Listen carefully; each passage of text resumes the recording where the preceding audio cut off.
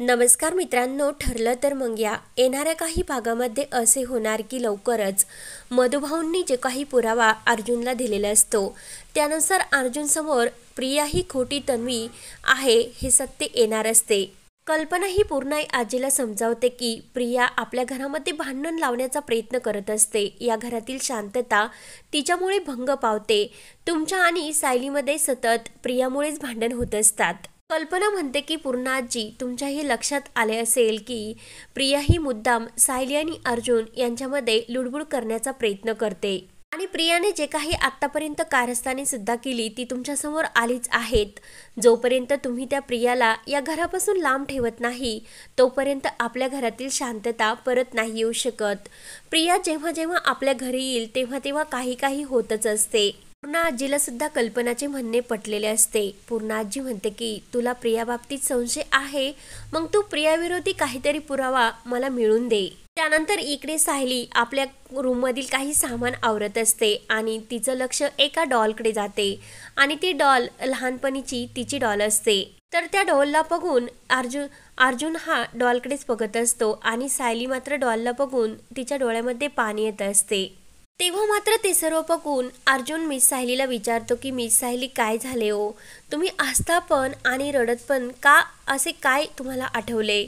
तर सायली म्हणते की अर्जुन सर, काही आठवणी अशाच असतात, जर त्या गोड असतील तर हसू येते आणि जर कडू असतील तर रडू सुद्धा येते।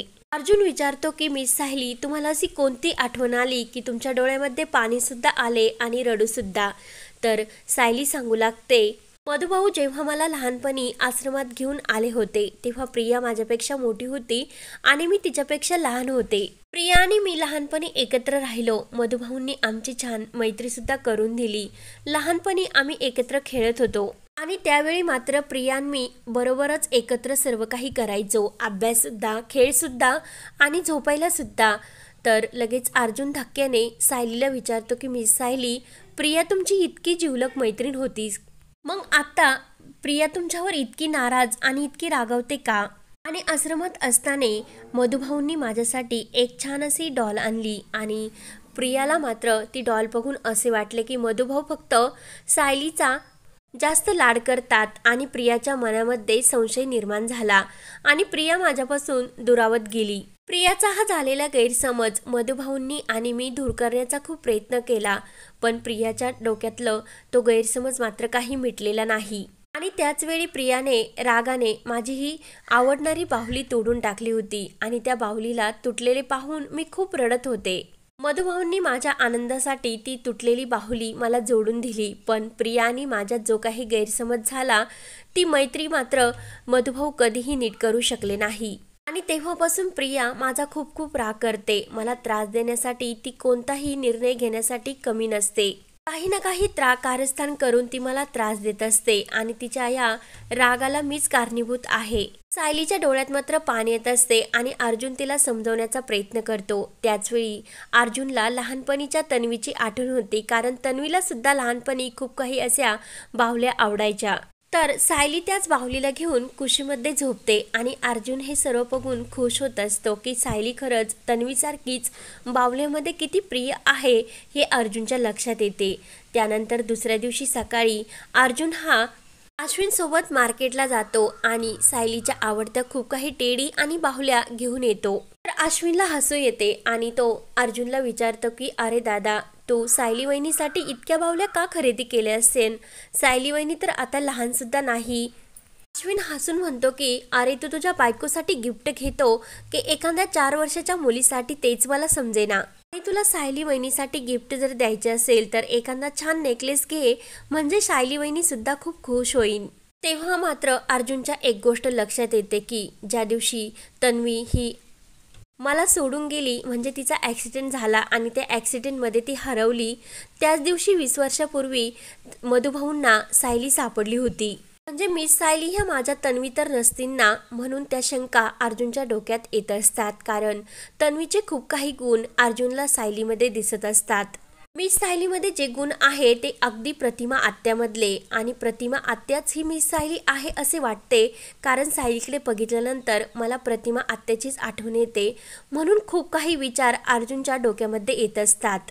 पण मलाच नाही तर पूर्ण आजीला सुद्धा सायलीमध्ये प्रतिमा आत्या दिसते आणि जे प्रियामध्ये प्रतिमा आत्याचे कोणतेच गुण आढळत नाही ते सर्व गुण सायलीमध्ये दिसतात। नेमकं असं का होत असेल आणि या सत्याचा काय उलगडा असेल हे मधुभाऊंनाच विचारावं लागेल, म्हणून अर्जुन घाईने मधुभाऊंकडे जेलमध्ये येतो। तर अर्जुनला असे अचानक आलेले पाहून मधुभाऊ विचारतात की अर्जुन सर काय झाले, माझ्या सायलीने काही केले तर नाही, तुम्ही रागावलात का? तर अर्जुन म्हणतो की नाही मधुभाऊ, सायली एकदम व्यवस्थित आहे।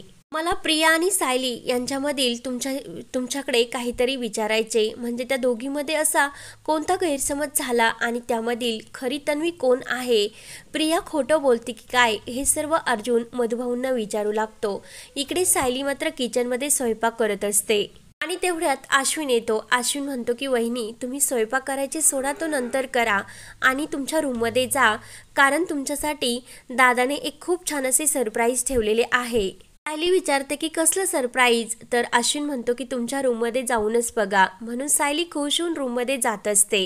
त्यानंतर इकडे दुसरीकडे अर्जुन मधुभाऊंना विचारत असतो की प्रिया जेव्हा आश्रमात आली होती तेव्हा ती किती वर्षाची होती? त्यावर लगेच मधुभाऊ सांगतात की प्रिया ही 5 वर्षाची होती। तर अर्जुन लगेच मधुभाऊंना विचारतो की सायली किती वर्षाची होती? तर मधुभाऊ सांगतात की 4 वर्षाची। मधुभाऊ सांगतात की सायली आणि प्रिया यांच्यामध्ये थोडासा फरक आहे, मात्र त्या सारख्याच वाटतात।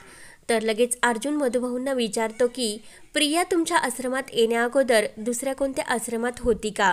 मधुभाऊ म्हणतात की नाही, प्रिया माझ्याच आश्रमात होती। तर लगेच अर्जुन पुढे विचारतो की प्रिया तुम्हाला कोणत्या साली तुमच्या आश्रमात आलेली होती? तर मधुभाऊ सांगतात की 2000 साली प्रिया आमच्या आश्रमात मला भेटली होती। अर्जुनच्या लक्षात येते म्हणजे प्रिया ही नक्की खोटं बोलते, कारण अर्जुन विचार करतो की रविराज सरांचा ॲक्सिडेंट म्हणजे तन्वी यांचा ॲक्सिडेंट हा 2001 साली झालेला होता आणि त्या अगोदर प्रिया मात्र ही आश्रमात होती, म्हणजे नक्की प्रिया काहीतरी खोटं सांगते आणि प्रिया आमच्या सर्वांच्या डोळ्यामध्ये मात्र धूळ फेकते, काहीतरी प्रियाचा नक्की प्लॅन असणार। त्यानंतर अर्जुन हा मधुभाऊंना विचारतो की सायली ही तुमच्या आश्रमात कितव्या साली आली? तर लगेच मधुभाऊ सांगतात की 2001 साली। तर अर्जुनला समजते की आपली सायली हीच तन्वी आहे आणि प्रिया नक्की काहीतरी कारस्थान करणार, त्या अगोदर मला हे सत्य रविराज काकासमोर आणि पूर्णाजीसमोर आणावेच लागेल, नाहीतर प्रिया नक्की काहीतरी करून ठेवील। म्हणून अर्जुनने ठरवलेले असते की आता प्रियाचे जे खरे रूप आहे ते सर्वांसमोर घेऊनच यायचे आणि त्या क्षणी अर्जुनला मात्र सायलीच्या पायावरची ती जी तुळशीपत्राची खून असते ती दिसलेली असते, म्हणजे प्रियाचा आता लवकरच पर्दाफाश होणार असतो आणि सर्वांसमोर अर्जुन प्रियाचा खरा चेहरा आणणार असतो आणि सायलीला सुद्धा प्रिया किती खोटं वागली हे सर्व सत्य तिच्यासमोर सुद्धा येणार असते आणि प्रियाला सायली कसा धडा शिकवते आणि पूर्णाजी सुद्धा प्रियाला कशी धडा शिकवते ते बघण्यासाठी आपल्या चॅनलला नक्की सबस्क्राईब करत राहा। धन्यवाद।